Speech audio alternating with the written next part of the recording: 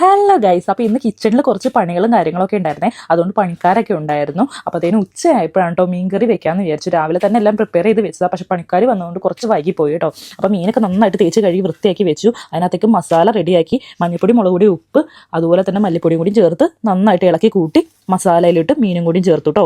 അപ്പോൾ ഐഷു കരച്ചിലും ചിരിയും ഒക്കെ ആയിട്ട് എൻ്റെ കൂടെ ഇങ്ങനെ പറ്റി കൂടിയിട്ടുണ്ട് കേട്ടോ. അപ്പോൾ മസാല പുരട്ടി മീൻ അങ്ങോട്ട് മാറ്റി വെച്ചു. കുറച്ച് നേരത്തേക്ക് ഒരു 20 മിനിറ്റ് റെസ്റ്റ് ചെയ്തിട്ടെന്ന് വിചാരിച്ചു മീനൊന്ന്.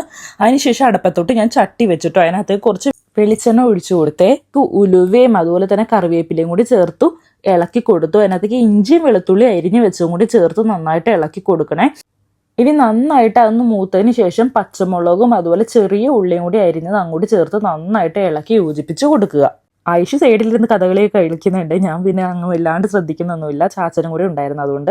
അപ്പോൾ എല്ലാം കൂടി ചേർത്ത് നന്നായിട്ട് ഇളക്കിയതിന് ശേഷം മസാലയും കൂടി ചേർത്ത് കൊടുക്കുകയാണ്. ഞാൻ മീൻ പുരട്ടിയ മസാലയിൽ നിന്ന് കുറച്ച് മസാല എടുത്താണ് ഞാൻ ചേർത്ത് കൊടുത്തത്. അതുപോലെ മീൻ വെച്ചിരുന്ന ആ ഇളക്കി കൊടുത്ത ആ പാത്രം കൂടി കഴുകിയിട്ട് ആ വെള്ളം കൂടി ഞാൻ ചേർത്ത് കൊടുത്തു. നന്നായിട്ട് തിളപ്പിച്ച് എണ്ണത്തിൽ പുളിയും കൂടി ചേർത്ത് കൊടുത്തു. അതിനുശേഷം നമ്മൾ നന്നായിട്ട് പുരട്ടി വെച്ച മീനും കൂടി പറക്കിയിട്ട് ഒരു ചട്ടി അപ്പുറത്തോട്ട് വെച്ചിട്ട് ഞാൻ മീനും കൂടി വറുത്തെടുക്കുന്നുണ്ട്.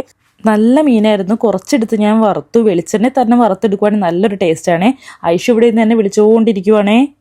നന്നായിട്ട് വറ്റി റെഡിയായി സെറ്റായി കഴിഞ്ഞാൽ കുറച്ച് പച്ച വെളിച്ചെണ്ണയും കൂടി ചേർത്ത് കൊടുത്താൽ കറി സൂപ്പറാണ് കേട്ടോ. അപ്പോൾ ഇന്നത്തെ ഒരു വീഡിയോ ഇത്രയേ ഉള്ളൂ. പുതിയൊരു വീഡിയോ ആയിട്ട് വരുന്നവരെ tata bye bye. Okay, see U.